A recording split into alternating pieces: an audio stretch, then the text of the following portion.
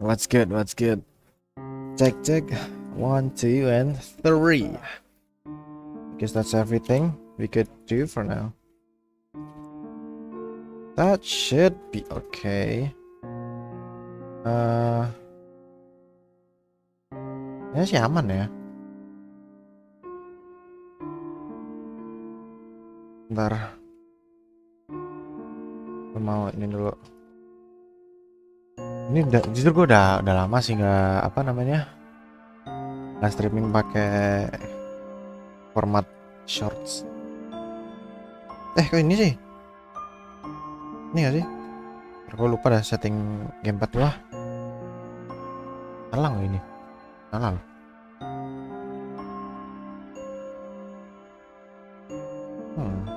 Bentar. Let me do something first before I actually play the game and play the video. Gue jujur mau kemarin tuh bingung sih, gue mau pakai format gue replaying chapter 1, 2, 3, 4, 5 itu dari pakai format YouTube biasa apa shorts ya sekalian, karena kan gue replaying gitu, gue udah tahu gamenya anjir. Ini bahkan nggak mau connect anjing. Apa maunya nih anjing? Ini gitu. Coba ya. Oh.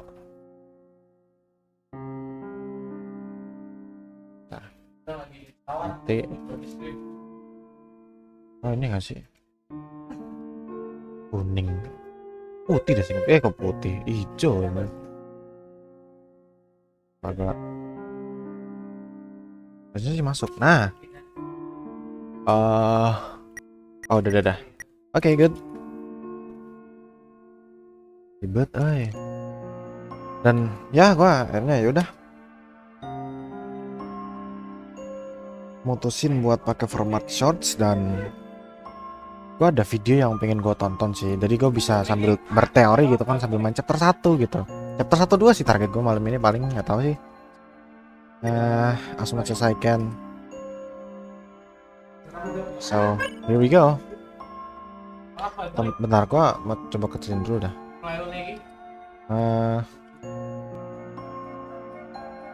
Cara settingnya gimana dah?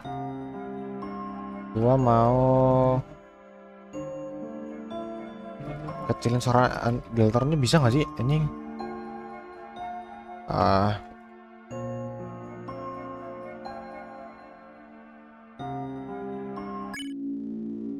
Coba.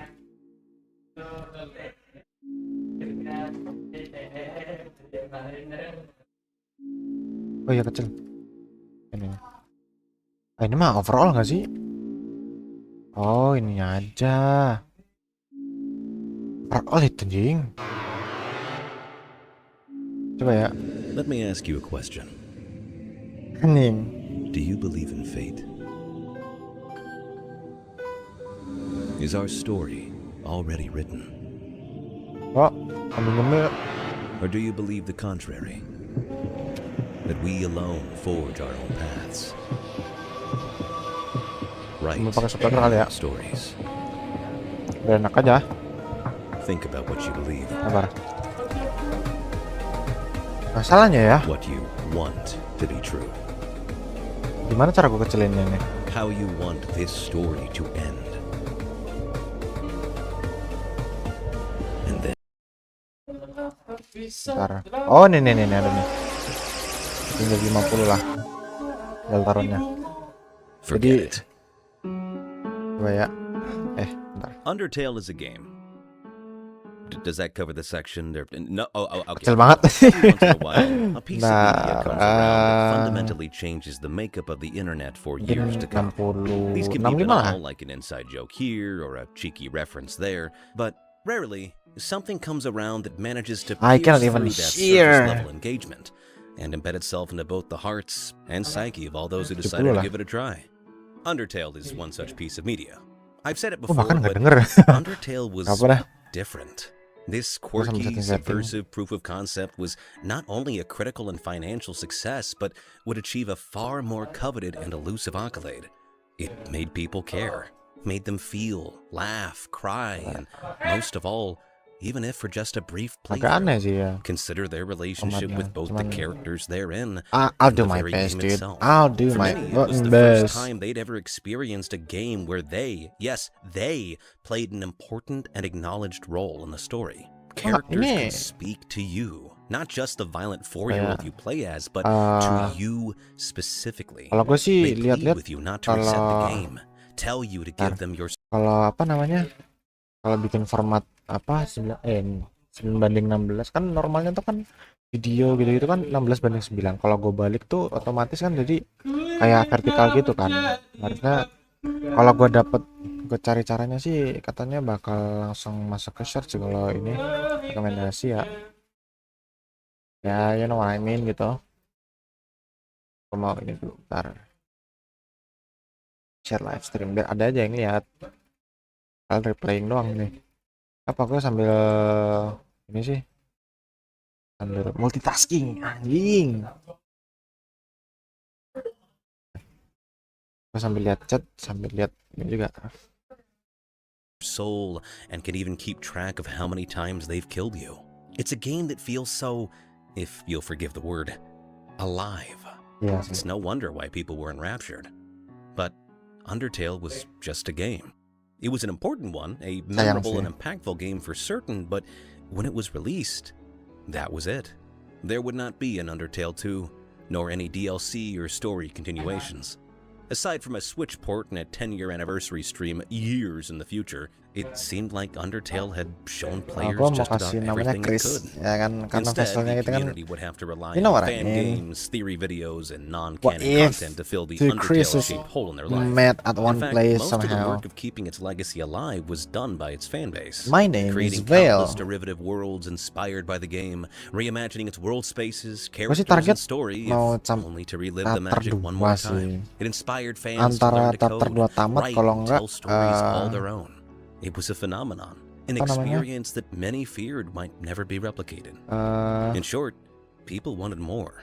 They missed the way this game made them paling enggak feel, abis lawan the way it made them Devil confront Spamton lah paling enggak. uncomfortable facets about both themselves and the accepted rules of Ada video games suaranya nih. too. No one knew if we'd ever get a game like Dengar that loh. again. If we'd ever get to engage with these characters and their quirky, memorable world again. What? Well, no one except the game's creator, Robert Toby Gak ada Fox. suaranya sih. Undertale was a Mana success, sih? a far greater one than Toby had ever anticipated, but it was not his magnum opus. To Toby, that emotionally affecting Apa game sebenarnya that Toby? blurred the lines between player and protagonist, that led people to theorize endlessly, and that told a story that would be remembered and celebrated for years to come. Gak ada suaranya nih, gimana ini? To Malahan. Toby, What the Undertale hell? was simply a forward Coba ya, for a gue far coba greater sampai cutscene. and more personal story.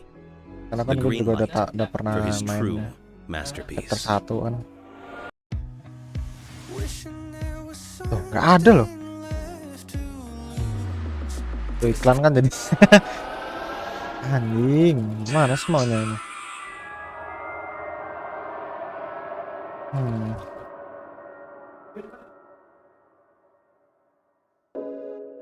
Gak mau ya, kenapa nih? Coba. Duh, gua kayaknya bakal lanjut dulu dah sambil over 3 fokus years after nontonin dulu. Undertale's release. Gak apa-apa sampai Things masuk were in a Dark sort Souls. of stasis, with half the internet wondering what might come next, and the other half certain that nothing ever would. Would Toby create another Undertale? Gak apa lah ya, Could he? belum ada Or soundnya. would he make something Itu else juga entirely? Maybe he just said fuck it and took the money and walked away. I mean, no one could blame him after all. It's not like following up one of the most critically acclaimed ini sih, games apa? ever is an easy feat. The Undertale Twitter account did little to temper these fears, acting as nothing more than a mouthpiece for upcoming hotfixes, merch releases, concept art, etc. That was until October 30th. Ini sih. At 7:46 a.m., Toby Fox would tweet the following. It's cold. It's as if everything had been enveloped in a black wind. You didn't realize it yet, but it seems that there's someone who wants to talk to you. Interested parties wouldn't have to wait too long to see who Toby was talking about, Eh, as salah. just 34 minutes later, the Salah Undertale nih. Twitter account would begin to address you. Gue skip aja ya. Ini gua udah nonton sih videonya, sampai masuk Dark World sih. Sampai gameplay. Tapi gue belum nonton gameplaynya sih. Chapter 3 ya kalau nggak salah kalau di videonya nih. Something I want to show you. Something I think you will find very, very interesting. But it is not complete yet. No, it is far from complete. Return here in 24 hours. At that time, I will ask you a few questions. Then, using your responses, we will approach its realization. Thank you very much for your time. I will be in contact again soon. To punctuate the importance of this Twitter takeover, Toby once again tweeted, For those who completed Undertale, it's really important that you check at Undertale 24 hours from now. I want to make something new, and it all begins with your feedback. Fan reactions were electric, with skeleton fuckers and car mispronouncers alike waiting with bated breath to see what this ominous voice was talking about. And soon, after 24 hours came and went, the voice would speak again. Thank you for waiting so long. Gue jujur nggak tahu ya kalau dulu pas masih apa Deltarune Preparing 1 tuh se misterius ini ARG-nya. ARG. So to be here, finally, on the verge of connection, is quite exciting.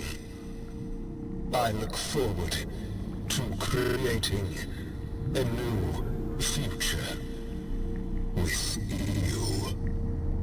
Now, show yourself, Deltarune. What followed was a single tweet, linking to a mysterious website 3 times, Deltarune.com. Those who clicked on the link were met with a warning screen, cautioning them of the game's potentially epileptic visuals, security requirements, and a request for your discretion. The warnings bookended with a blunt, "You accept everything that will happen from now on." Clicking the link begins a download for Survey Program, a shady-ass executable that I've given administrator access to for 8 years now. But what is it? Oh, part 4 deng. You accept everything that will happen from now on. Those haunting words on the website echo in your mind as you launch the coba relock application. dulu ya Deltarune. True to the voice's warnings, you need to give this strange executable administrator access. Most Faustian bargains don't begin with a setup wizard. This one does. And in case you forgot what exactly you were agreeing to, its license agreement is pretty clear. Coba gue liat di OBS You masih sama nggak? accept everything Should be okay. Oke. from now on.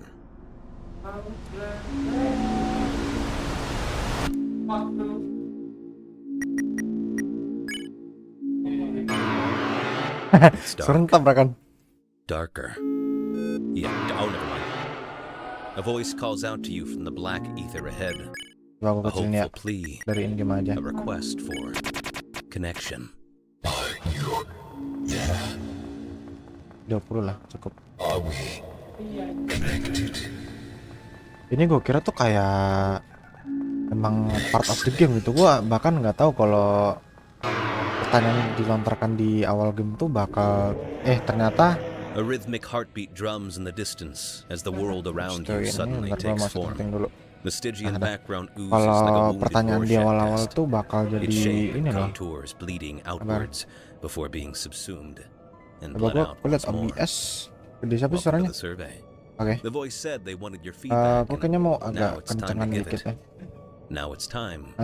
Cek. make you a vessel. Oke, good. The voice leads you Kalau through a gitu, brief and gua admittedly bakal bizarre character creation Samain scene. aja. Nah, Aside from making your vessel look like the most busted freak to ever crawl at a game maker's studio, so the I've voice asks heard. you a series of questions Ini gue about jujur your masih penasaran ya. beautiful creation. Low setnya emang It's kayak time to some form its kind of mind.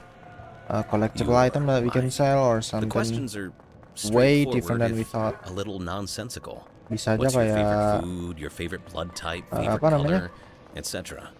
Stranger yet, some of the responses you're offered either loosely qualify as a sensible answer or just make no sense at all. What's your favorite food? What's your Yeah, favorite what's blood your- type? What's its favorite color? Oh, that's easy, it's blue. Does the voice not know of this deficiency? Or do they Pen yang truly kecil believe dulu that gua- the basic foundations of a pen- person pen can be yang full. defined by such odd, seemingly random questions? Neither answer inspires confidence, but you continue with the process all the same. You give your vessel a gift, decide how you feel about it. Don't worry, it won't hear. And then, you're asked if you've answered truthfully. You can answer however you like.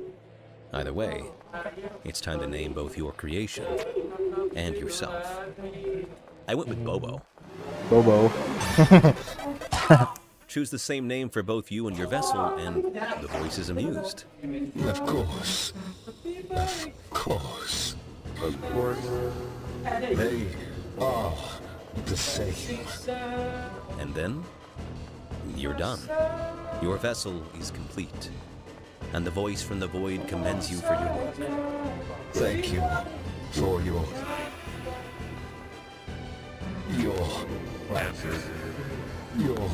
wonderful. Will now be discarded. No one can choose. Ini gua baru sampai sini nih this world. Your nontonnya.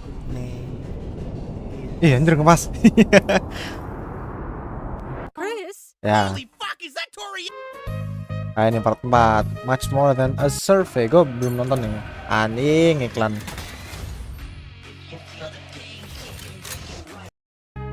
If you're the average Undertale fan in 2018, this shit absolutely rocked your world. Questions fill your mind. Where are we? Why is Toriel here? Who is Chris? And most importantly, what the fuck is Survey Program? The answer is a game. Not just any game, but the game. The one Toby Fox had dreamt of so many years ago. Unbeknownst to basically everyone, this humble little survey by a strange disembodied voice is actually a fully playable chapter in Toby's next project. It's not a demo, not a teaser, it's a completely developed... Yang gila tuh ya, si Toby ini udah bikin ceritanya Deltarune tuh udah kayaknya 2016an, mungkin way far from that. Deltarune lagi. Undertale tuh kalau nggak salah 2016 2018 ya, kalau nggak salah. Dan yang bikin gila tuh dia udah bikin konsep cerita Deltarune tuh udah dari lama. Kalian kalau lihat apa namanya tweetannya si Toby yang lumayan baru itu ngasih spoiler gitu, ngasih foto kalau dia tuh udah bikin cerita chapter 5 bahkan, yang itu udah dari 2016. Gila nggak? Dan to be honest, dengan dia punya waktu sebanyak itu buat ngembangin cerita dari 2016 sampai sekarang ya, gue yakin chapter 6-7 bakal gila sih.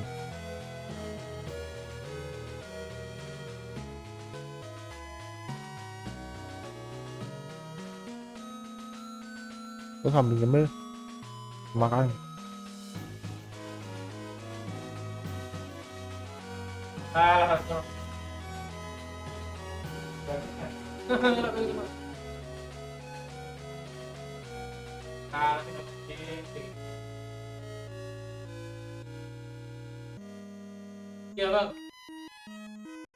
Dan si Gaster ini tuh sebenarnya juga masih misteri banget. We know nothing about him. I mean, ada sih orang bilang kalau si Gaster tuh kayak kayak bapaknya si Skeleton Brothers gitu. Cuman kan gue juga nggak terlalu nggak terlalu nyelam banget gitu sama Deltarune ini. Cuman game yang penuh ARG itu jujur seru sih buat diikutin. Tapi buat gue jujur nggak, kalau suruh explore sendiri hell nah. Lebih suka orang lihat yang explore aja.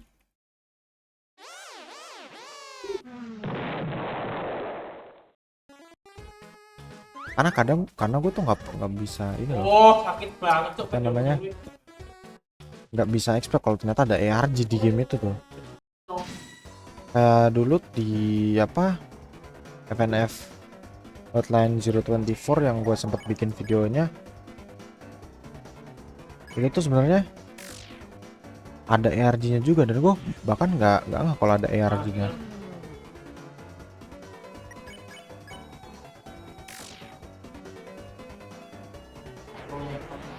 Aduh. Bentar. Videonya. Scored and written chapter of Deltarune. So here's how this video is going to work. From here, I'm going to be giving a recap of Deltarune's first chapter, specifically regarding its characters, themes, and story. I think it's important for even the most casual viewer to be able to enjoy Deltarune, and knowing that story will make any further discussion about the series a lot easier. Also, it's an excuse to get a bunch of my friends to voice act and hire a shit ton of artists. I am in crippling debt. If you haven't played Deltarune chapter 1, you should. If you don't, well, I guess just stick around because I did it for you. If nothing else, though, I do hope this video convinces you to experience the rest of Deltarune for yourself. But enough caveats and conditionals. Let's start the adventure. Kayaknya ini cuman ini dah. Gue kayaknya mau ganti judul gue dulu dah. Halo. Berganti kayak dulu ya. Halo. Mau I'm sorry.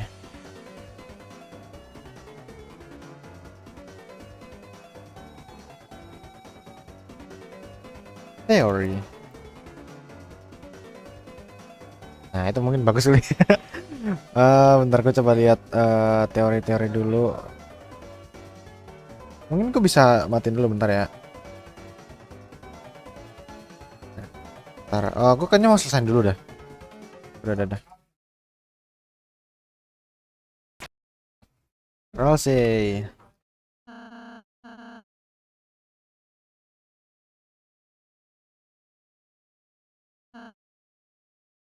Oh, Kevin the Prune.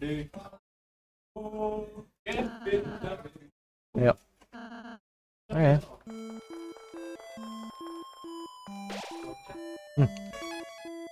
Ini kali ya pembahasan masalah ini apa? Good route.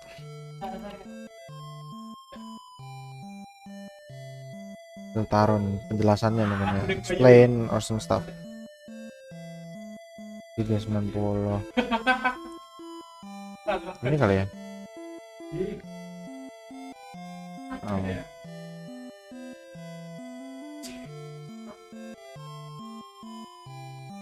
Ada dua sih sebenarnya.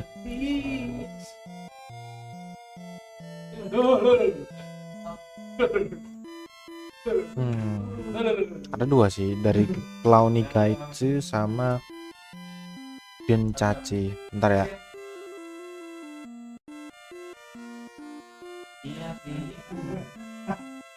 Ini aja kali ya, durasinya juga lebih lama kan. Ada. Aduh, iklan. Anjing. Tolong, iklan. Oh my god. Dengan warna blue black yang menakjubkan hanya dalam 5 menit. New Henna Shampoo Color. I know nothing about Deltarune's weird rap, but having just finished it, I can safely say it is more disturbing than I could have ever imagined. I thought the Undertale genocide route was bad enough, but Toby decided to make something even worse. So to defeat every enemy using her ice shock, somehow I'm already regretting this. I'm sorry, Noelle, you're gonna be the first time I actually kill any enemy. Which honestly, whoa, wait, that's cool as hell. It's frozen solid. Oh my god. I don't think that's even a theory. Hold on. Why are you kinda OP? What? So am I? Explain. Nah, ini baru bener. Jangan chapter 5 doang. Ini kali ya. Usually, I talk about alternate universes or different fan projects, but I've gotten a lot of suggestions saying that I should talk about the weird route and what happens in Deltarune Chapter 5. So in this video, we're going to take a full retrospective look into the weird route up until Chapter 5, then discuss some theories on where the game could be going and what the ending means. There will be timestamps if you want to skip straight to the theories and hear my thoughts on Chapter 5, but I think it's important to look at it as a whole and speculate what happens next. This will be a thorough analysis, so get ready. But without further ado, let's go back to where it all started. Wait! For those who don't know, you can't actually start the weird route until Chapter 2. Most players know what they will be doing is pretty evil, so they end up killing everything in Chapter 1 just to really make everything more miserable. If you clicked on this video, you probably knew that, but just in case, I wanted to include it here for more casual players. The weird route revolves around one character, one of Chris's closest friends. Someone they've already had a connection to before we take control of them. Noelle Holiday. Chris and Noelle have known each other for their whole lives, as both of their families have been close, though recently it seems not as much. It's not until this chapter do they get to relive past memories and bond with each other once again. During the normal route, you get a lot of wholesome moments. You get to watch as Noelle gets the courage to speak to her crush and grow stronger in a much more natural way. But in the weird route, you determine her strength. Or more accurately, you define what strength is for her. But I'm getting a bit ahead of myself. The weird route begins when Noelle and Chris are alone in a party together, and you decide to go the opposite way you're supposed to. Every step in this route is so specific, and it's actually quite easy to abandon it even by accident. Interestingly enough, the game will play a sound when you do. The game is trying to guide you. The player must defeat every enemy by using Noelle's Ice Shock spell to freeze them. When you first get into battle, Noelle is confused and scared. She has no idea what's happening. But you know what you're meant to do. Block gives you just enough TP to use Ice Shock, which I found to be convenient. Noelle doesn't understand why she's doing it. She just knows that someone she trusts is telling her to. After the player has finished backtracking up until the trash zone in the same area as the locked door that would later lead to Spamton's shop, Noelle questions why Chris brought her here and says that it's creepy since no one is around, but also it feels nostalgic. They turn around and continue forward again, still making Noelle freeze all the enemies along the way. Now, you'll notice that frozen enemies will remain frozen on the overworld even after leaving the area and returning. Normally, they all have a chance to run away, but here, they are alive, but they're not dead. Every time all the enemies in the area have been frozen, or another important route requirement is completed, a brief ominous blip sound that descends in pitch is played. Once again, I feel like this is important to point out because it's like the game is guiding you. Something is telling you that you're making progress. If you spare any enemies after this point or cause them to run away, the game will automatically correct itself, and the enemies who were frozen aren't anymore. It can't be Chris to deal damage, it has to be Noelle. Noelle is thrown into this world with no clear guidance or how things work. Without Rouse here to guide her or correct you, she only has us to listen to. But to her, she's listening to Chris. We continue to the first mouse puzzle, and when we activate it, it scares Noelle as mice come pouring out. Instead of solving the puzzle like we normally do, you move forward. Noelle asked if you have to solve the puzzle first. She says that she believes you can do it. Despite this, we try to leave again. Noelle asked if Chris is really going to leave her, even making a joke of the situation, reminding Chris of pencils and cookies she shared with them. We try to leave again. In response, Noelle offers to do Chris's homework. We try to leave again. We keep trying until she realizes that we might actually leave her behind, alone in this world, and we're met with a decision. The most iconic and horrifying word appears: proceed. We have an option to apologize and continue, to abandon the route, to assure her that this was just a dumb prank. But the other leads down a much darker path. A word we have to say every time it appears: proceed. She's confused, scared of the mice, the same option appears again. We repeat the same thing. She's hesitant, but she closes her eyes and runs across. A sigh of relief escapes her as she hopes she doesn't have to do that again. She questions when Chris got so bossy. No permanent damage has been done yet, but this simple action is making her listen to us, to force her to move forward no matter what's ahead. After this, we continue to freeze everyone in our path as we're supposed to, until we reach an advertisement with a Ferris wheel. Noelle says that this Ferris wheel makes the one in hometown look small, then she wonders if Susie would ride with her. When given the option, you have to pick I will ride with you. Notice how in the specific dialogue box it says I and not Chris. I know it makes sense, but in this context, it sounds more like a command as opposed to a suggestion, one not from Chris. At first, she denies it. She looks back on when they rode together as kids. Chris would shake the Ferris wheel at the top. She says no, but then we get a very oddly worded option. Noelle will ride with me. This doesn't feel like Chris is saying this. Some options we have seem like things Chris would say. And sure, there are a lot of moments like this, but this one remains demanding. Seeing Chris act so serious and word things like this, she responds nervously, trying to make a joke about making up how they were for when they were kids. Noelle is almost convinced, but she thinks that this can still just be a very solid prank. But the next action reveals it's anything but. We talk to a salesman who offers to sell the two dating shoes. Noelle states that they have it all wrong and that they're just friends, but notes that even though they've been through so much together, it's weird to say it.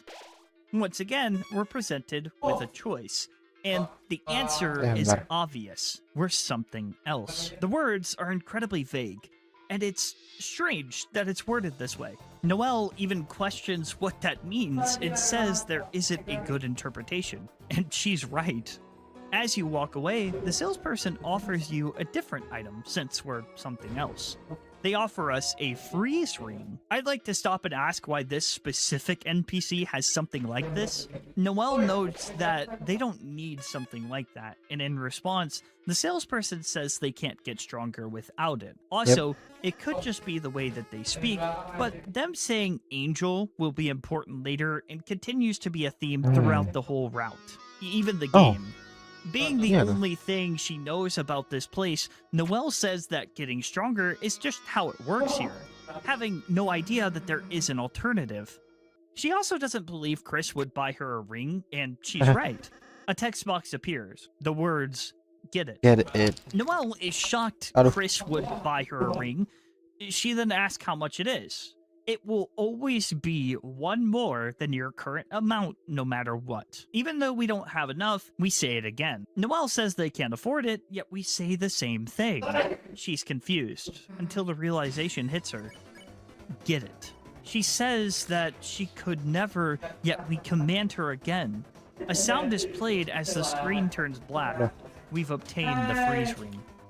We don't get to see what happened. Noelle isn't entirely sure either, distancing herself from the idea of hurting someone. But as a cope, she says, besides, it's good to get stronger, isn't it? Then she thanks Chris. This is haunting. We're going against everything we were taught in the last chapter, and the sad part is, this is only the start. We equip the freeze ring and keep going. We pass the shock puzzle. Noelle is having intrusive thoughts. I think this was implying that she wanted to step off the switch and let Chris get shocked. But as she's thinking to herself, we get a choice to reassure her. Natural. Despite the fact that she's not saying anything out loud, respond to a thought she has. Ya, meskipun gue udah sempat main, gue justru sebelum gue mau replay ini ya, chapter 1 loop game 45, gue tuh sempat main Weird Route-nya gitu. Dan gila sih. Just didn't expect to be that dark. Pertama, apa namanya? Di ininya sih, apa? Di akhir prosesnya sih gua, wah gila. Gua I have nothing to say about it. Salah ya, berarti yang merah dulu. Yap. Anjing, tahu kah? Broken key.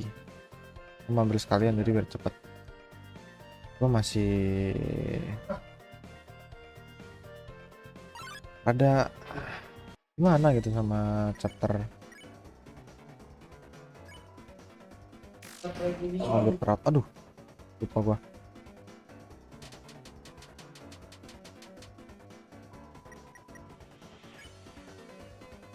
Anjing, sakit banget sekali pukul. Dar, aduh, terus cepet sih. Nah, sih.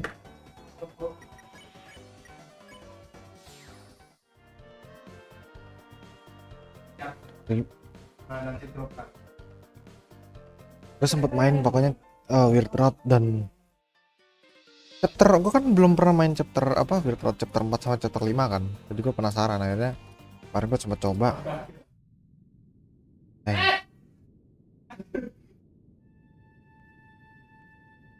Gue speechless sih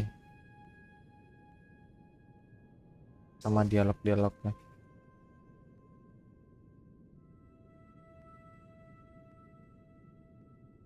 Gila sih pilihannya, sama dialognya si Noel sih di akhir-akhir tuh di chapter 5.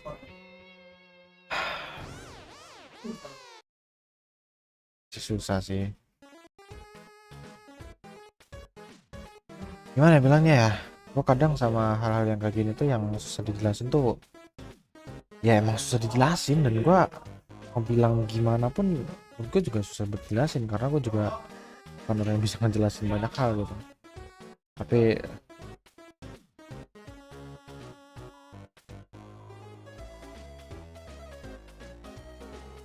lagi-lagi Toby.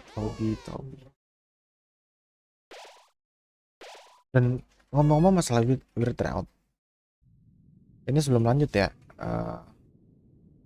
aduh,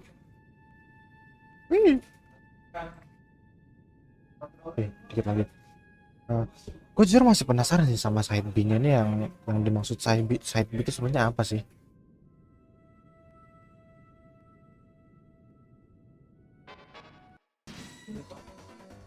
Banyak orang berspekulasi kalau side B itu ini sih abandon Weird Route. Jadi kita dapetin Thorn Ring, dapetin semua Shadow Crystal yang terus akhirnya digabung dapat Twisted Sword ya.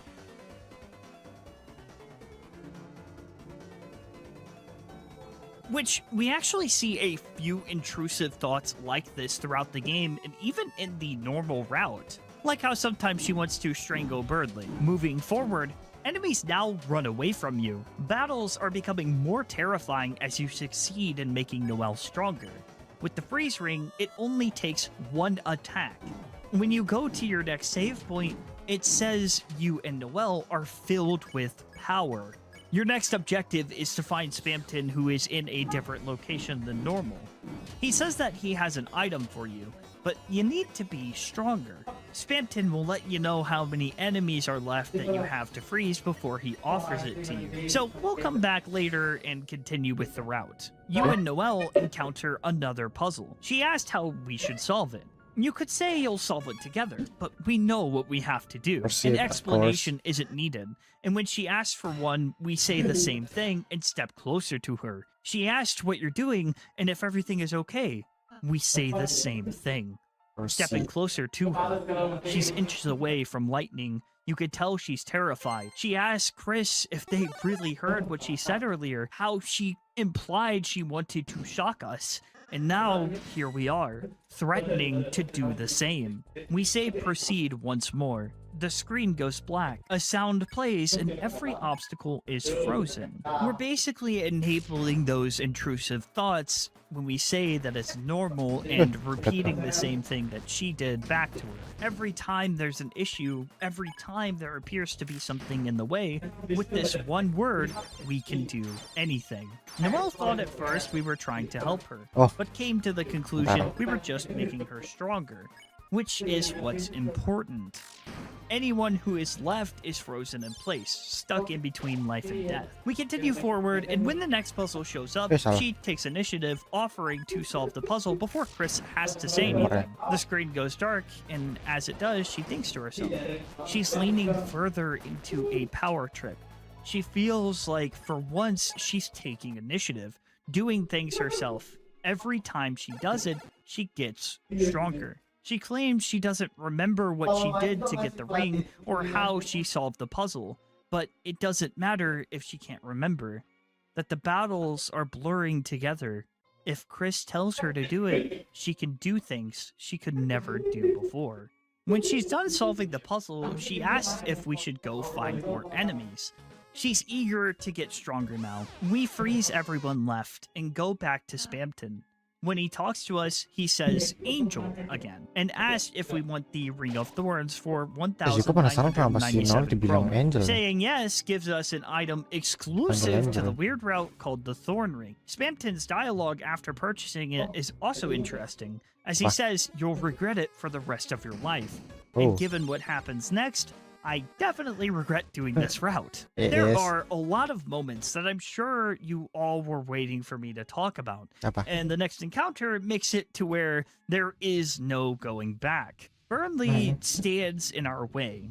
He's glad that Noelle is okay, and when he asks what we're doing, she responds with getting stronger. He's confused by this, asking how. He can tell that something is wrong. The game plays out completely differently. A once fun and sort of silly interaction turns into a fatal and permanent decision. We are now the villain, and Beardley is standing against us. Noelle even wants him to run away since she knows what we're doing. First off, we notice that the Thorn Ring does a bit of damage to Noelle when the battle starts. She has a new ability after being given the Thorn Ring, Snowgrave. This move was what the route was often referred to by fans until recently. Though you can still call it that and people will know what you're talking about. You have to block for a few turns as it uses 100% TP and also says fatal. After getting the required amount, Noelle says that she doesn't know that spell, but you gave a command. So you say it again. She doesn't know what we're talking about. Personally, I think that she has a feeling, but she repeats the same thing. We press it again, she asks us to stop. The music is a heartbeat. It lacks substance of Beardley's original theme. Things are much more dire. Beardley doesn't even get another turn after we press it. Noelle yells in anger, saying watch what happens when she casts a spell she doesn't know. Your TP drains and Snowgrave is successfully casted.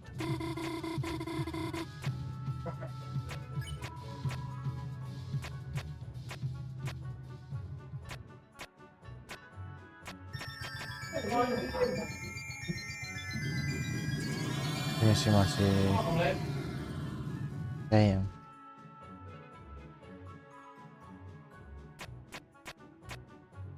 Completely frozen in place. Noelle doesn't even understand what happened because there was so much snow. She's in complete shock. She doesn't glance at Beardley. She simply says she's going to go home despite not knowing how. She begins to walk off screen before the battle ends. When it does, Beardley is still frozen. So much so, we can't even see through it because the ice is so thick. Now, we're all alone, and all that's left is to continue forward. Things play out completely differently now. You take a shortcut straight to Queen's Castle when we get there. Susie and Ralsei are waiting. Susie asks if Chris is okay, but Ralsei interrupts and mentions how Susie can heal now. We completely miss that part, and characters find out about things differently. You don't get access to the shop at all. Rules is blocking the way, turned to stone. The castle's music is different. It's much more ominous. If you go to where you would for Spamton's boss fight, he has new dialogue. It's because of you and Noelle that he was able to get his dream body. There was no one to stop him as he entered the castle, so he didn't need you. The castle music also resembles his theme, and almost every obstacle has Spamton's face on it. There's a room full of Pippus, which is associated with Spamton's character. You even have to fight it instead of the normal enemies. He's completely taken over Queen's castle, and Queen is nowhere to be found. There are still a few enemies around not related to Spamton, but for the most part, Benar, it's a udah. takeover. Tinggal If we ini, fast birthday. forward a bit to Noelle's room, Susie invites Chris to come with her, but they refuse. After what happened, Chris doesn't want us to see what we've done, nor do they want us to face her at all. So Susie goes inside alone. This is normally where you would close your eyes and see what they were talking about.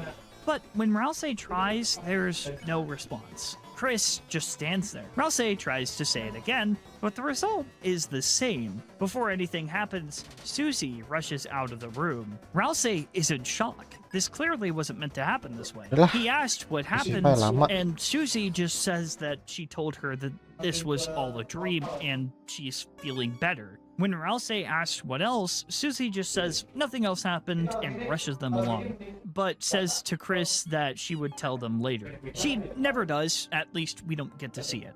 There's no build up to the Queen boss fight. Everything is pretty much silent. She gives us a usual speech about the night, but when she brings up Noelle, she mentions that she needs rest.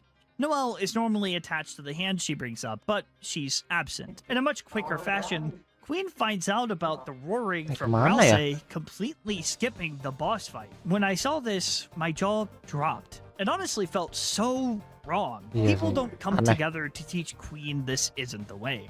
There is no character development for any of the characters. The lighthearted nature of it just isn't here. The awesome Queen boss fight is gone. Sure, there are still a few funny moments, but it's so empty. She also says kosong she banget. couldn't find Birdly no matter how much she searched, which is interesting. Queen just tells Chris to seal the fountain, and it seems no one knows what we've done. At least it seems that way. As we leave, Susie offers for Queen to stay at Castletown, and then goes back to check on Noelle. Nice. Meanwhile, Rouse stays behind to tell Queen about Castletown, Ini leaving sih, us alone to seal the fountain. boss fight yang This so far was menurut gue extremely lebih susah depressing for me, daripada as I'm sure it was for spec boss yang everyone lain else. sih. This likely isn't your first playthrough, and it only gets worse for Queen, which is a shame because she's genuinely a charming character. So without her boss fight, is that it? No. There's a save right before the fountain, and right next to it is a conveniently placed vending machine. You'll want to buy items here because what's waiting for you is the only Weird Route exclusive boss fight as of Chapter 5 being released. Bukan ini jur. Ini sih one of the hardest boss fight I've ever had in Deltarune, dude. Bahkan menurut gua Rollingnya tetap nomor 1 sih. Tapi kedua Spamton sih. Spamton Neo interrupts you before you can seal the fountain. Usually, he's a secret optional boss, but ini apa now namanya? he's here to block your way. And the reason for this is quite simple. He's aware of your actions and what you've done. I mean, he helped you. But he's not here to be a hero. He finally has the body he's dreamed of. The body that makes him quote-unquote God. And he's not going to let you take it away by sealing the fountain. This boss fight is much harder than the optional one in Ya, my benar. opinion. Jujur I ya. do have a skill issue, and I was here for a long time. You don't have your friends to join you, and your only option is to attack him. Dealing enough damage will cause him to raise his defense, remarking how Neo's defense is what it's known for. Ironically, when we fight Metaton Neo, he dies in one shot. But here, it Yeah. actually causes us to do little damage. It emphasizes that Chris isn't the one getting stronger. Your only option now is to call out to your friends, but nobody came. Your friends aren't there for you. You try to call for Susie over and over, nothing. Then Rouse, nothing. Spamton speaks on how no one is going to show up. No matter how much you call, they won't pick up. It's actually through this boss fight we learn about his character. Behind him is a phone in his shop. And even though the phone rings, he never picks it up. And when he tries to call the person he's talking about, they don't answer. And even when he does pick up, they don't answer. He and Chris represent each other. Both are on strings, and no matter what they do, they can't escape it. However, there's one person you can call that will answer. Even just muttering their name will cause them to appear. Noelle. Even though you know she's with Susie, you simply mutter her name. Spamton laughs, surprised you're trying to use her again. It's hopeless. Then the room gets colder. In the darkness, we hear a sound. Nggak lihat. Our very soul begins to glow, and the fountain is sealed. We never see her enter, but she still listens to us. The fountain is sealed, but the nightmare doesn't end here. When Noelle, quote-unquote, wakes up, everything seems normal, until Susie says that Noelle looks like she was in a good mood, asking if she had a good dream. Noelle says it was a nightmare, and she's glad it's over. Susie is a little disappointed by this until Noelle says the ending was good. When Susie asks what happened, she tries to leave quickly. She notices that Birdley hasn't woken up, but excuses it as him just studying too much and he needs rest. I think at this point, even if it was a dream, it has a lasting effect on her. She checks to see if Susie has a tail. It's clear she's trying to convince herself further that it really wasn't a dream. That, or I'm looking into this too much. In the normal route, she still does this, but here it could have a double meaning. If Susie had a tail, it might make her spiral. Susie says she doesn't, and Noelle claims that it's great to hear, leaving the room. When she does, Susie normally says that it feels like they saved the world, but she says it's weird and it doesn't feel like they saved the world, only to correct herself and switch up and say they did. If you go back to Castletown, Queen will be there, and her only roommate is Trashy because everyone else was frozen. This is a miserable existence. She was looking forward to seeing everyone again, but she's met with disappointment. Now everyone from her world, aside from Trashy, is gone. Sorry, Queen fans. I just want to say early on, before truly delving into future chapters, Rouse might know something. I don't think he's withholding information or that he's secretly evil, but I do think he knows something based on interactions in Chapter 4. Also, in Chapter 2, if you talk to the king, you can usually get some sort of interaction These with birds each are chapter, pissing me but off. in this, he simply says the you original left them Star behind, Walker. just like you left Hey, us. we got Just some him. flavor Let's text go. and another reason for the king to hate you. If you leave and go to the light world and go to the hospital, you can find ini Egg Room Noelle ya? and Rudy Bentar. playing a game. This interaction here really highlights how affected she is by her quote-unquote dream. In the game that her and Rudy are playing, there's a move called Ice Shot, and she wants to use it on an ice dragon, which doesn't make sense. Rudy points this out and offers to play for a bit, but strangely, Noelle says no.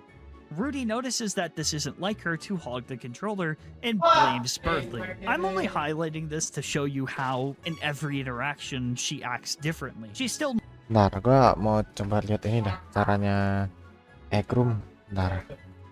Nggak tahu ya sebenarnya penting atau enggak Egg Room tuh, cuman gua penasaran aja di what will happen to the future if I get all of the eggs. Hold on.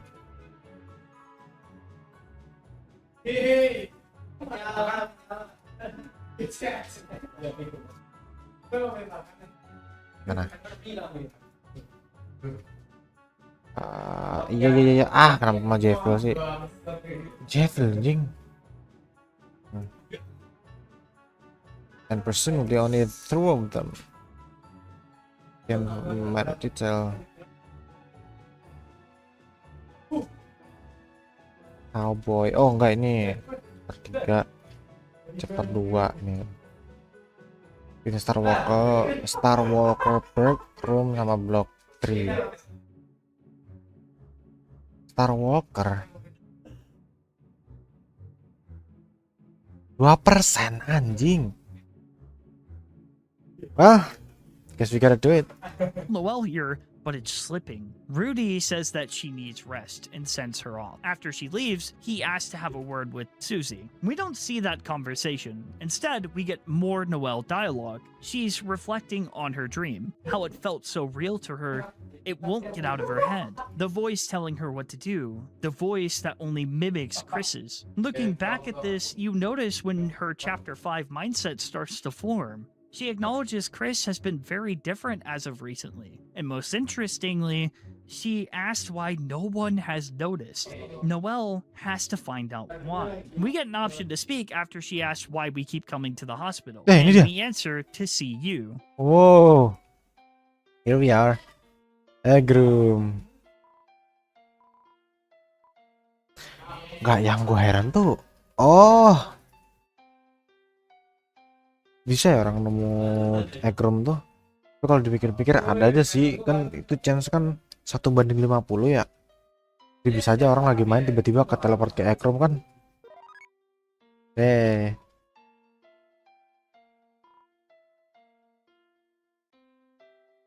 Wow. Oh, kayaknya setiap ruangan egg room tuh kayak bisa keluar gini ya. Tuh, di sini jing. Well, gue justru belum pernah sih ambil egg di setiap chapter, tapi but here we are. Lanjut. She's scared at first, reassuring her again it was just a dream, until she notices we're wearing her watch. To make it worse, when she asks us when we got it, we say in her dream, shattering her reality. This is until Susie comes out, where Noelle quickly leaves. Susie takes this as Noelle being scared of her again, which is obviously heartbreaking. Susie, we notice the speed. Swordsman jalur aja. Aduh, malah iklan. Dari awal kita langsung maksimalkan movement speed. Terus hajar mob kecil. No one has no as of felt. Instead, we get more Noelle dialogue. She's reflecting on her dream, how it comes again. It was to make it work her reality. This is until Susie comes out, where Noelle quickly leaves. Susie takes this as Noelle being scared of her again, which is obviously heartbreaking. Then she says how it would be nice if Noelle knew what they experienced was real. Chris tries to agree, but is very hesitant for obvious reasons. And that's the end of the weird route of chapter 2. The psychological horror of taking away the innocence of a close friend and using them to satiate our curiosity is the core of this route. To want more options even at the cost of feeling terrible. And it only gets more gut-wrenching from here. Most people before chapter 3 probably didn't find this on their own and discovered it through something else. Everything is so specific you'd need a guide to successfully start it. You'd have to mess around for a little bit. Which, placed in chapter 3, there technically is one. There aren't too many things that change in chapter 3, but I'll go over them because they do have some importance. Oke, chapter 3 ya.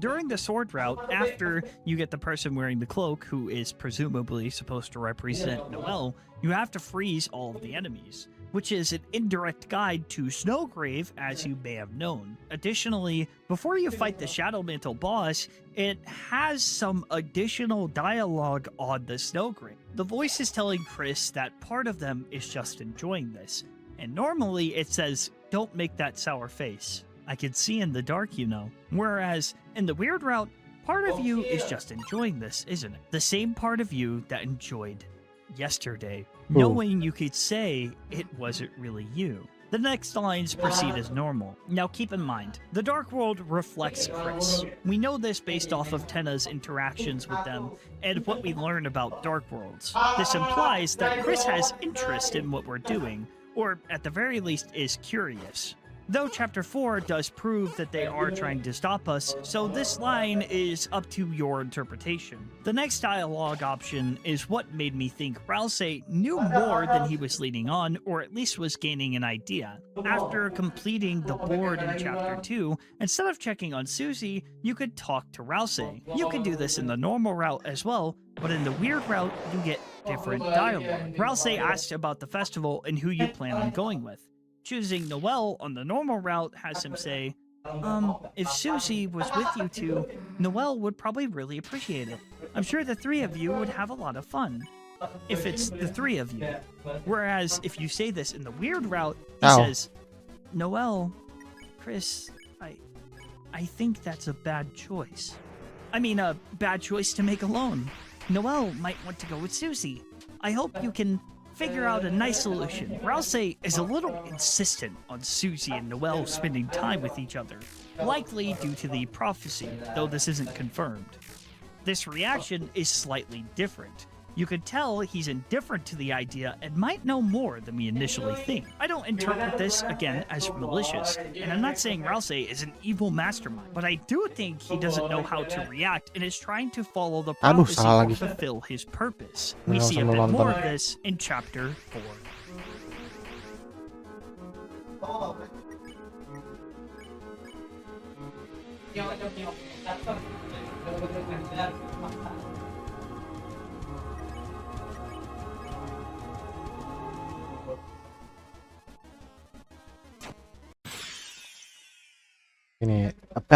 We're going to talk about prophecy here, I guess. If Chapter 2 was the turning point, Yep. Chapter 4 is the breaking point. Chapter 4 truly leans into the horror of Deltarune, and after this point, there is no turning back. This route makes you fear every decision that you've made. Every choice is unsettling, and in Chapter 4, it's haunting. The first change begins at the church when gathering information. When you talk to Rudy, who is actually one of my favorite characters, I know he doesn't get much screen time, but it's moments like this you realize what kind of guy he is. Rudy is telling you about how Carol holds all important items in the house, which has caused problems.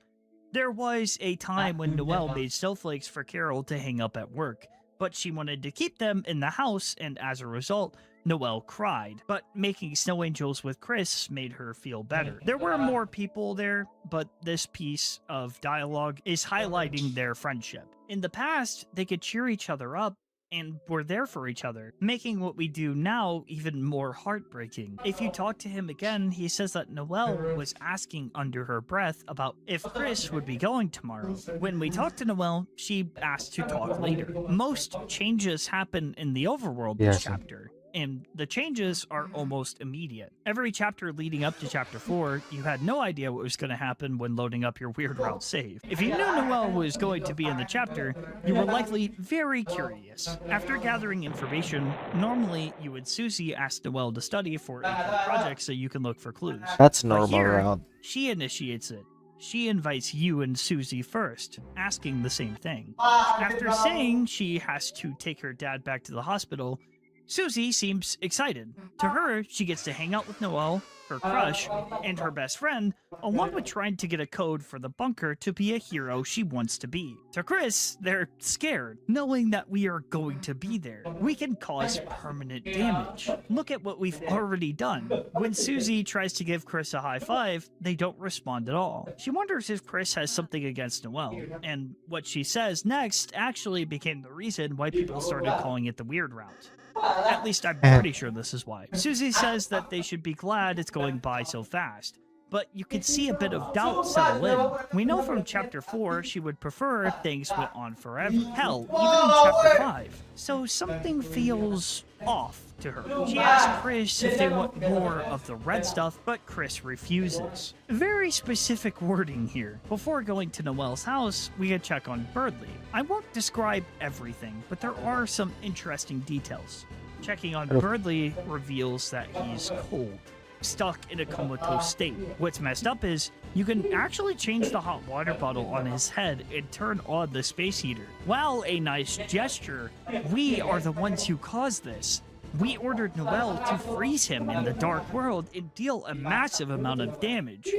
Helping him now isn't kindness, it's cruelty. What's even worse is we're making Chris do it. If he recovers, especially in an abandoned Weird Route, it would be interesting to see if he remembers what happened during Chapter 2, but I'll talk a little bit about the abandoned Weird Route later. That would be interesting, karena kita tahu kalau chapter ini buat kalian yang mungkin belum nonton sih ya, chapter 6 itu bakal kita dapat clue kalau Noel bakal ikut ke perjalanan kita. I mean, chapter 2 bisa dibilang Noel ikut sih, cuman like our adventures that we've been doing with Susie and Rousey, and I'm kind of curious about what will happen to chapter 6 and then 7. Oh my god.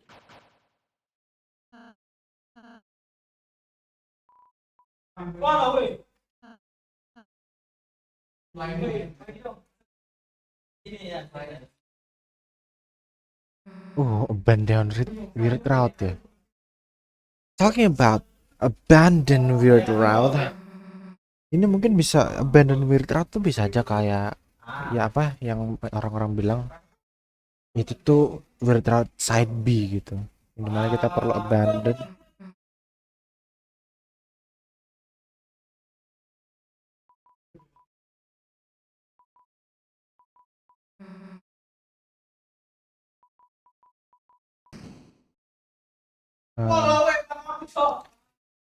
kita abandon semua hal yang kita lakukan di Snowgrave gitu.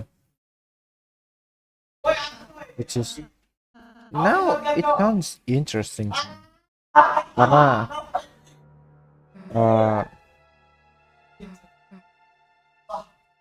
banyak hal yang bisa kita lakuin di Deltarune ini gitu dibanding Undertale ya. I mean Undertale tuh kita bisa lakuin banyak hal sih, messing around with stuff and we eventually will get something lore wise about the game. Tapi di sini justru lebih banyak lagi sih yang bisa kita lakuin. Yang pasti Shadow Crystal itu yang pertama, yang dimana yang baru-baru ini kita tahu ada Twisted Sword yang butuh some kind of shadows crystal yang orang-orang asumsi itu bakal 5 shadow crystal itu bakal digabungin gitu somehow dan digabungin sama Thorn Ring bakal jadi ini Twisted Sword gitu. Dan kedua egg. So far kita belum tahu sih apa yang terjadi kalau kita ambil si egg atau apa yang terjadi kalau kita nggak ambil gitu. Jadi everything could be happening Deltarune karena mengingat ini Toby gitu. Toby is man full of mystery, you know. He could do anything to his game, even though we didn't really expect it to him to make this kind of thing, which is insane now. Ya udah. Masih.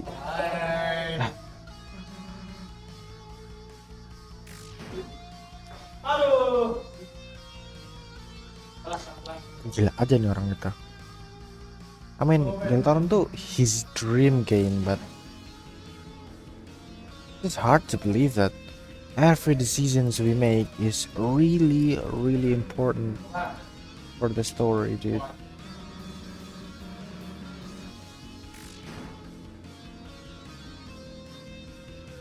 Kayak bener-bener penting gitu.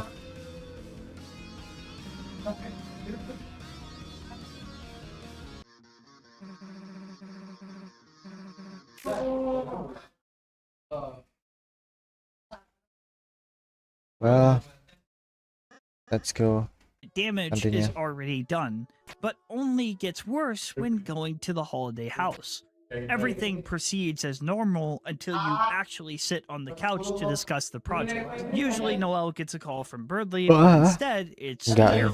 Noelle tells her that she took Dad home and lies to her about being the only one at her house. The game is already showing you the difference in her character. She's taking action. It's small, but at this point you could feel the difference. Aduh, iklan. Trust me, I've got. Susie points out we need supplies, and Noelle suggests we go look for it in her room.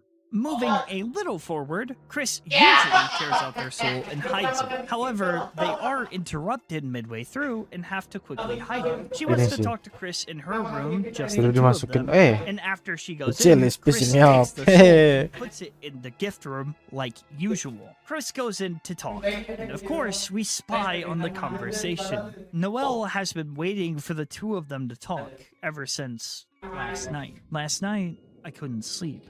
Every time I closed my eyes, all I could see was snow. I was terrified, Chris. Terrified it was all real. I went out to the porch to breathe, and that's when I felt it. I froze. And then I heard your voice, Chris's voice. When we spoke to her, there's a difference in how we talk, and no one else has noticed it or pointed it out.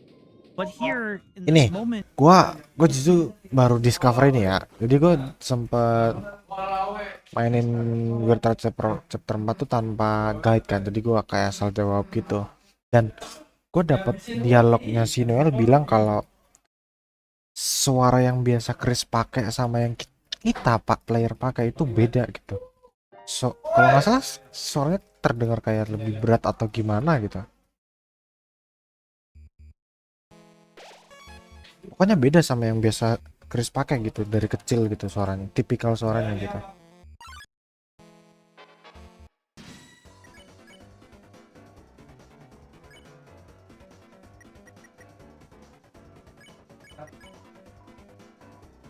Aduh.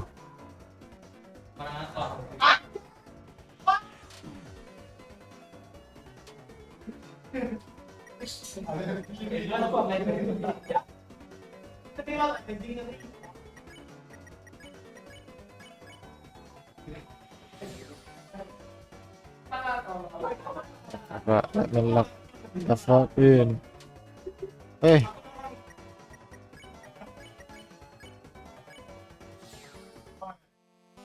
Kita lanjut lagi. Itu gue justru masih gak expect aja sih. Gue messing around sama dialognya dan I'm just discover that our voices when we guiding Chris to go to the weird route is he actually make a really different voice. Kayak mungkin kalau originalnya Chris mungkin begini gitu, tapi kalau yang kita kenal bisa jadi kayak lebih berat atau gimana. This is forgot. Gue lupa sih dialognya gimana, cuman Chris's voice itu ya. Lanjutlah.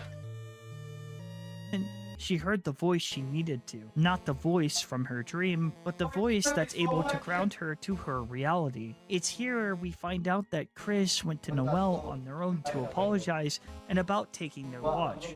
Writing it off as a simple prank. Chris is trying to undo what we've done to her, reassuring her and saying that Beardley will get better.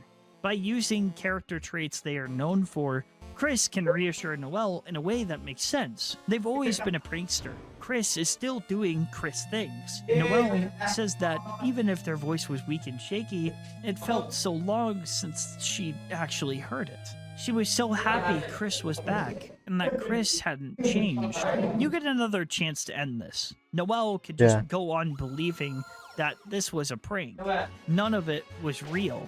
You can mend the broken bonds and move on with your normal adventure. But you clicked on this video, and you and I are in this together. Selecting proceed allows us to stay in the room, and we have a certain amount of time to possess Chris again. Chris will take her and run out of the room. Once again, another option to end it here. Ini sih justru fakta kalau banyak ya.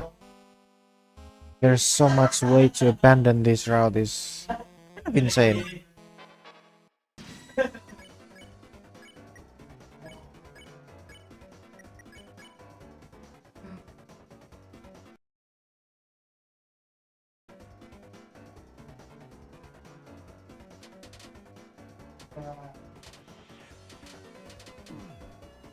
Shit.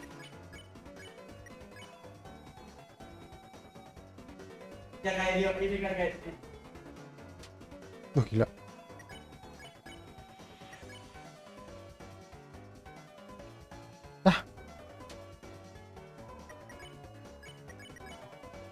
Main 61.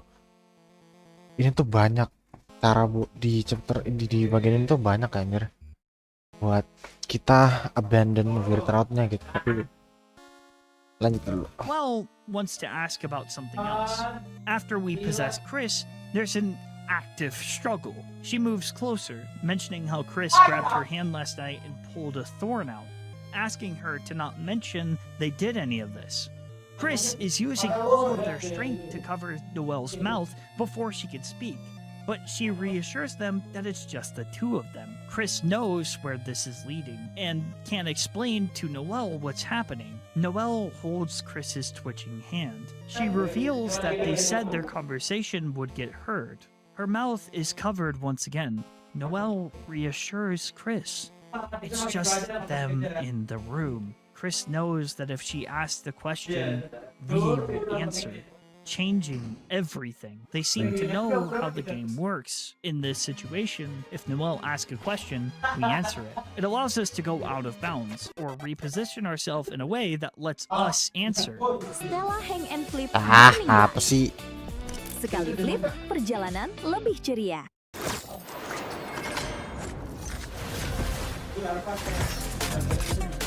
It's how we got into the room. Who is going to hear? We have to answer the question. Me.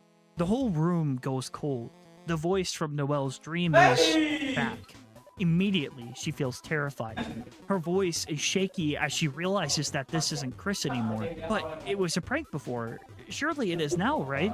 She asks for reassurance, thinking that the voice was the one from her dream. We have to show her it wasn't a dream. She backs away, confused on how we heard her thoughts. But we did hear her, and we tell her. She tries to talk to Chris, saying she didn't speak at all. She thinks it's just a coincidence, but once again, we have to prove to her it's us. It's not a coincidence. She tries to test us, asking us to do various things. Each time, we do, except for the last request. She wants us to say it didn't snow, but there's not an option for that. It happened. She wants to believe we're lying. Noelle becomes stronger. The noise from the weird route plays. She wants to believe she didn't hear that. We press equipped. We pull out the Thor. Snowflakes are spinning behind them. The word we've waited for appears. Proceed. We inch closer. Noelle is trembling. She recognizes what this is. Proceed. We inch closer.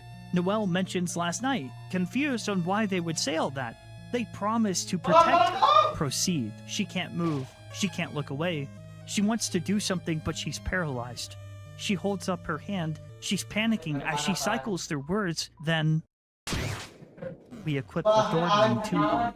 She pauses, weakly saying the name of her friend. An animation plays that shatters part of the screen. Noelle's innocence and ignorance have been ripped away. Cold reality has taken over. There's no room for doubt anymore. Chris, while trying to help her, may have further contributed to her breaking point due to how cruel we are. When Chris tried to fix things, we came in and made everything seem like a lie. Before, she was traumatized, but she could live on knowing it was a dream. But every action we made her do was real. Everything Chris said was a lie. Our voice speaks through them. There was room for doubt. But when we spoke, especially in the overworld, it made her realize. Her world was shattered. It made her remember. And it made it to where she couldn't forget. The thorn Chris took out, we put back in. And as a result of this, Chris rightfully lashes out. Beyond this point, you permanently cause damage to a friend they have known their whole life.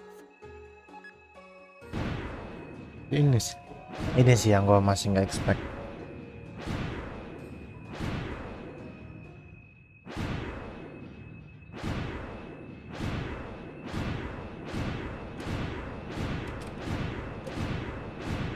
The only thing that stops them is Asgore. He thought Chris wasn't feeling well and wanted to check on them. Nothing else in this game causes this much of a violent reaction from Chris. Each kick is pure rage. Even if they know it will hurt them, as we see when they place the soul back inside themselves, they're willing to do it. Chris is weak afterwards, but is able to stand. Asgore and Susie wait outside for you. We don't get to see any interaction with Carol. Asgore suggests that Chris go straight home if they aren't feeling well, and gives them a hot chocolate to hopefully cheer them up. Asgore leaves, and you and Susie follow behind. Susie stopping to say that while Chris was keeping Noelle busy, she found a code to the shelter, but couldn't write it down in time. She doesn't know how they're gonna be able to go back, but after what happened, Chris probably doesn't want to. As we go to the church, Susie is disappointed that they didn't get to really hang out. She notices that when Noelle wanted to talk to you, her look was kind of weird. Susie wants to know why Noelle Noelle could just talk to you in front of her. The screen freezes. A Yeah, pink nih. tint covers the screen. We don't get to select what Chris says here. Susie makes a joke, but Chris's expression says it all, causing her to not want to bring it up again. Everything about this sequence is genuinely haunting. From now on, you're committed. Nothing you do will fix the damage you've done.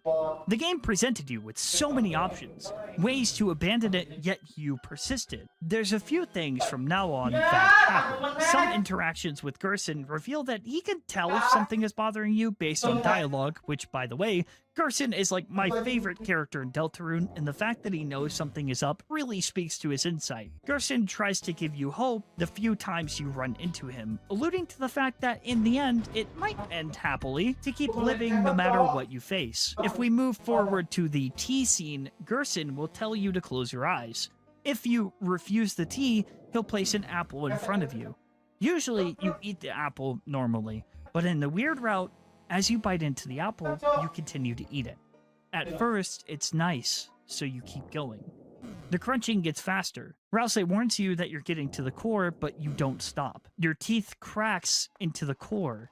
It's bitter. Nothing is left. Some people might just view this as Chris eating an apple really quickly, but I do think it symbolizes something. It represents using something until there's nothing left. Flesh being torn from the outside to expose what's within. Continuing forward, when Susie goes off on her own, normally we close our eyes and think of what she's doing. But here, we tell Rouse it's unnecessary. He asks us to think of someone else then, and we get another option. In the normal route, we could say, think of the night. But there's a weird route exclusive. Think of Noelle. The red dot, the one that shattered earlier, appears. In a shaky voice, it says, thank you. Previously, we had no idea why she would say this, but given the context in Chapter 5, we do. I think at this point, she knows we're watching. She's not talking to anyone else but us. She's thanking us for teaching her how to be something else. But we'll come back to that in Chapter 5. Susie sees Chris. They seem to be standing there with their eyes closed, and they started to breathe heavy. Rouse comes back, and that's that. There are a few small things from this point on that you could say, but I'm going to skip ahead to the Rouse moment I was mentioning earlier. The moment I realized that he knows more but can't say anything. In the normal route, as Chris and Rouse embrace, Rouse has a turning point in his character, saying that he wants to believe that things can change, that there is more than one ending. Until fate is seen with their own eyes, they want to believe it will be different alongside Chris. However, in the weird route, what he says changes. If there was something else, what would it be? And how do we know it wouldn't be something even worse? Chris, never mind. I'll see you tomorrow, okay? Why would this dialogue change here if he didn't know anything? Rouse somehow has a way of knowing what's happening, though he's bound to a rule that won't let him reveal anything else. Even he doesn't fully know what will happen if you proceed. Towards the end of the chapter, Chris receives a phone call, this time laying in bed as opposed to climbing out the window. It's presumably Carol. She's called to tell us that Noelle is looking forward to seeing us tomorrow. Yet another reminder of what we've done. As it fades to black, we see it. The red dot. And for a whole year, this was all we had. What was going to happen at the festival when we see Noelle? And the result is something no one could have predicted. It's the shortest Weird Route chapter, but it's just as impactful as Chapter 4 and deeply depressing. It sparked so many discussions. It's what inspired me to make this video. I was heartbroken, confused, curious, and honestly shocked when I first saw it. The themes I'm about to address may make some of you uncomfortable, so please watch with caution. I know a lot of you have been waiting for this, given Chapter 5 is the most recent chapter, and we finally made it. So, let's go over the events of the Chapter 5 Weird Route. Oh, we gotta stop there and gotta log in for the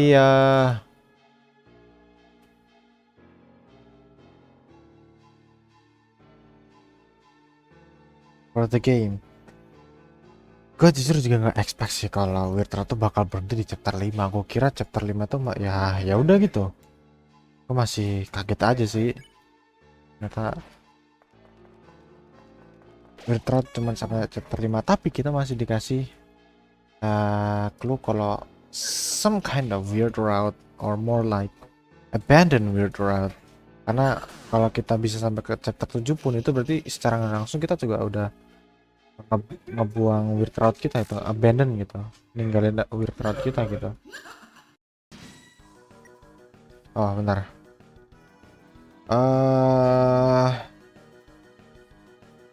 halo. Gue coba quit dulu, gue mau reload. Gue harusnya gedein sih tadi. Holy damn.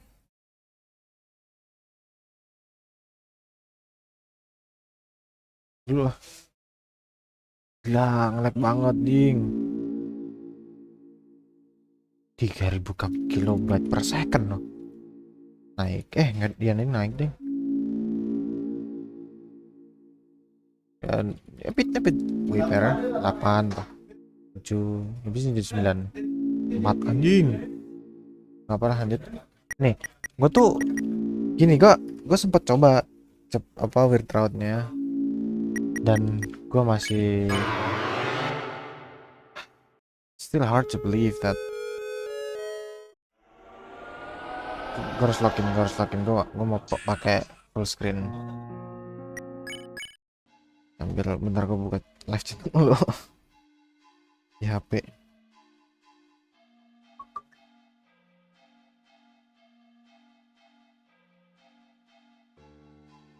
Let's go boys. Bikin login sebelum kita lanjut bahas teori.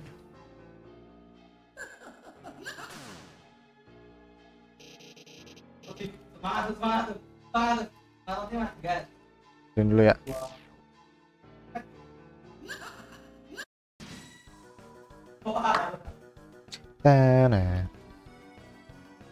Nah, gedein dulu ya. Aduh. Chaos. Shadow crystal. Aduh. Shadow crystal.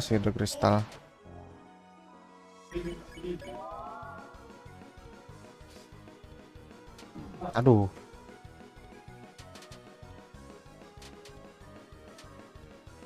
That's the most simple way to beat attack yang itu sih, Zur. Hop. Aduh, discard aja tuh sih. Lu berapa kali ya? Gue lupa dah. Aduh, tiba-tiba dia.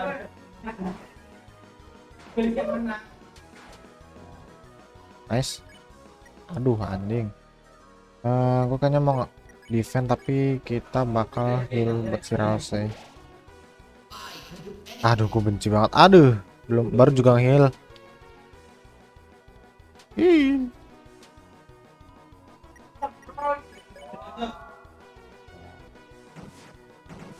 Masih enak lah. Easy to dodge. Aduh. Easy to dodge, I said. Aduh. Healing lagi dah. I can do anything. Hop.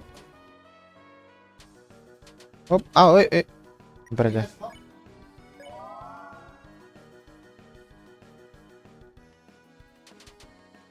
Aduh, anjing. Iya, hampir aja. Aduh, anjing, belum apa-apa, cok.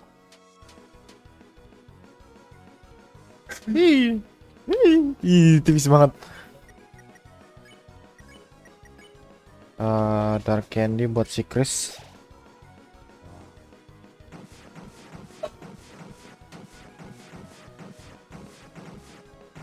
Wait.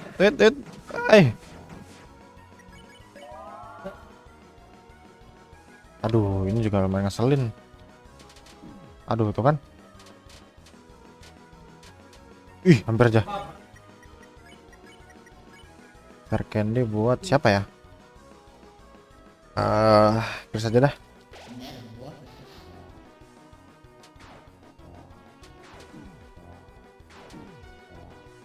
No shit, bro. Aduh. Di down. Prepare aja ya buat si Suzy, buat TB dikit.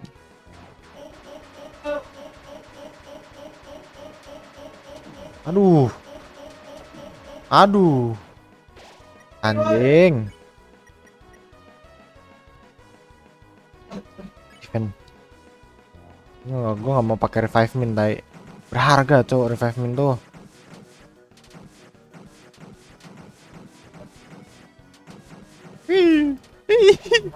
Oh shit, spin cake gitu. Itu nanti gua di end of sebelum melawan si bapaknya Lancer, gua mau ambil lagi gitu. Aduh. Huge. Nice. Random, bener random cowok, tapi wah hoki banget gua. Nice. Jangan club sandwich gitu. Oh jangan aja. Nah ini final chaos anjing.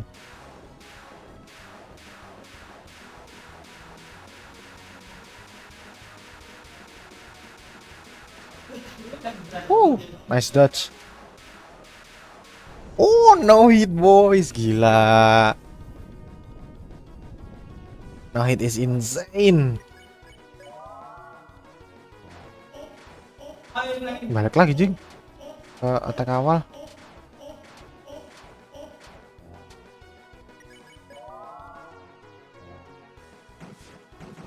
Ini sih yang rada ngeselin. Hop. Hits.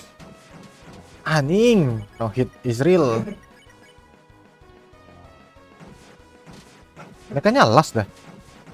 Diulang-ulangin tadi ini. Move patternnya. Hop. Oh. Wes. Aduh. Oh damn. Belum. Oh udah. It's a simple chaos. Udah berarti ya. Last attack gitu. Oh. Hey, pacify. Nice.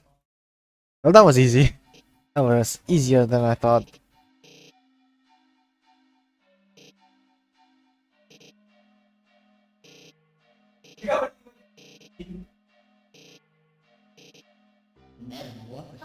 Devil's Knife ya? Shadow Crystal. Devil's Tail. Aduh. Oh god.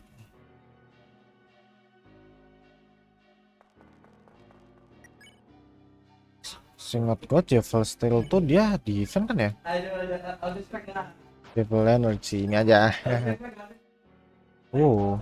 Wih, magicnya naik banget ya. I'd grow one someday. Well, that's it. Okay. Quit lock in. Gotta watch the whole thing again. Mana? Ya. Gue mau ngecek dulu bentar.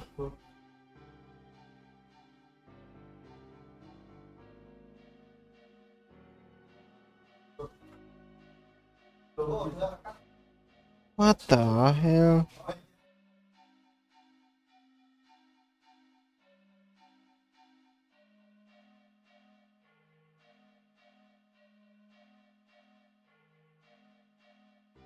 Buset itu. Loh, kenapa aku malah jadi scroll ini ya?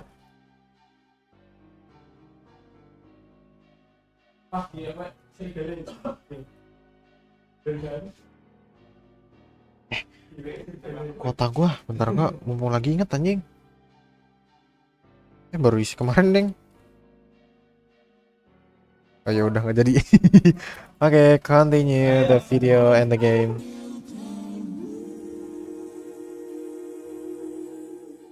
Lah. Aduh, hilang. Kabar gua mau ambil spin kick dulu.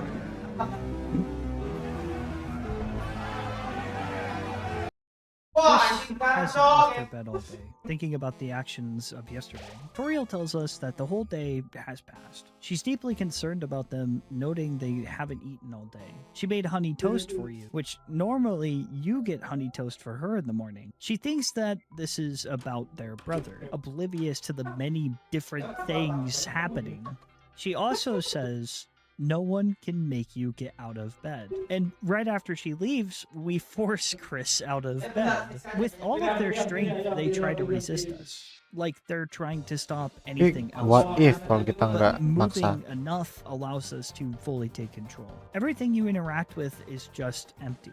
The text box is blank, which either means that the game is starting to break, or Chris actively lets you see everything, and here they're hiding it from you. I'm choosing to believe it's Chris refusing to show us, as narratively that's pretty compelling, though the other option would make sense too. As we leave the room, Chris is twitching, moving incredibly slow through the house. When they leave, Susie is waiting for us. She makes a joke about them sleeping through the festival, but then says that Noelle is waiting for them at the beach.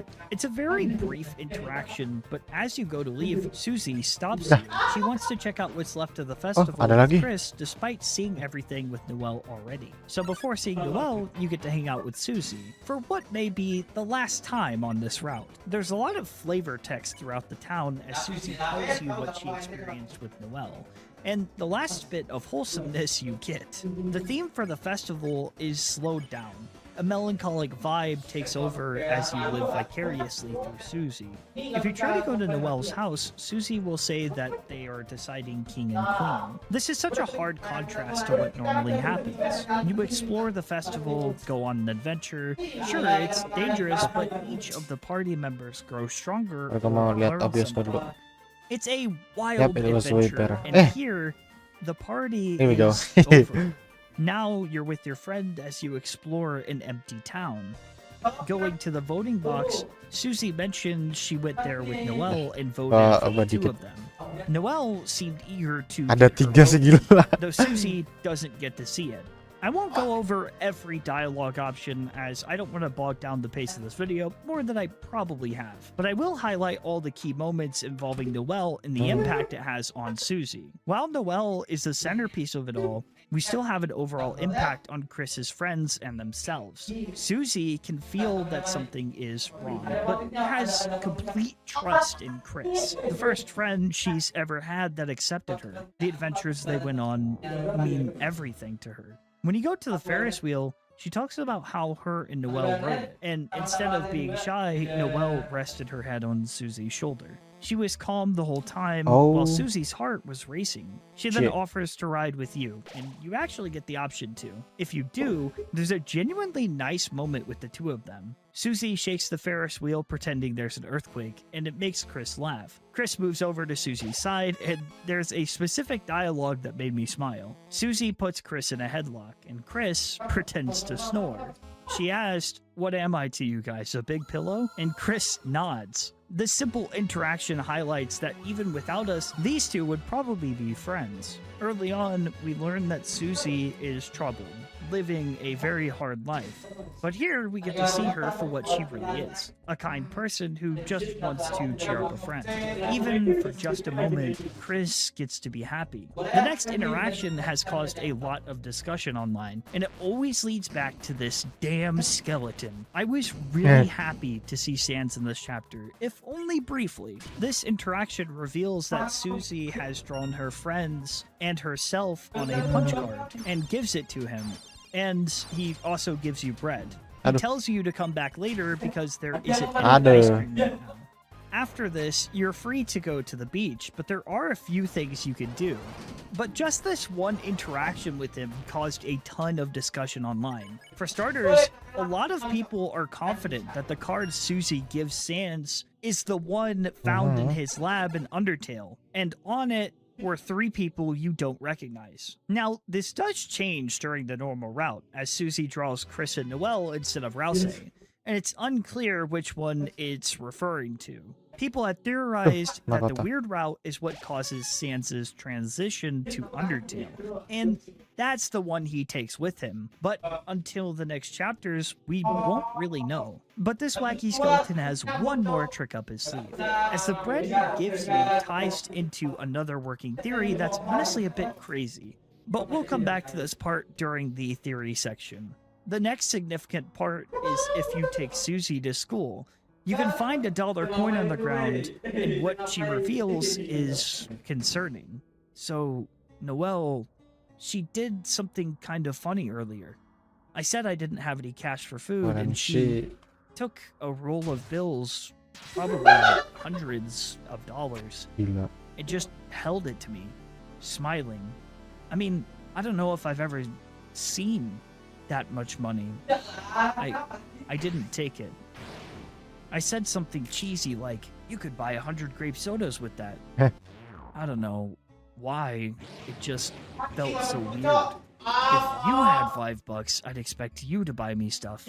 But I guess same back if I had $5 too. This particular moment reflects that of someone who has given up. In Noelle's case, she knows that later it will be pointless to have all the money she has. Her action was already decided. And at the moment, it doesn't make sense. But it will. She's smiling happier than usual despite her hardships. And she's giving away money like it doesn't matter.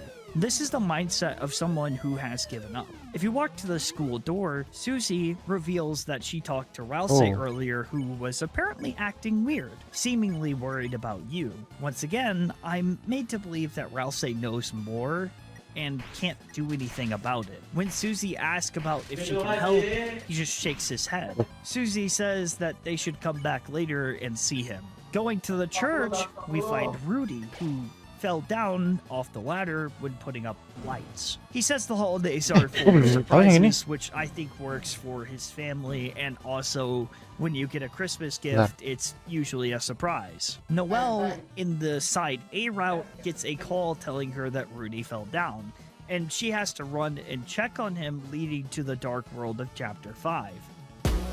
Aduh, iklan anjing.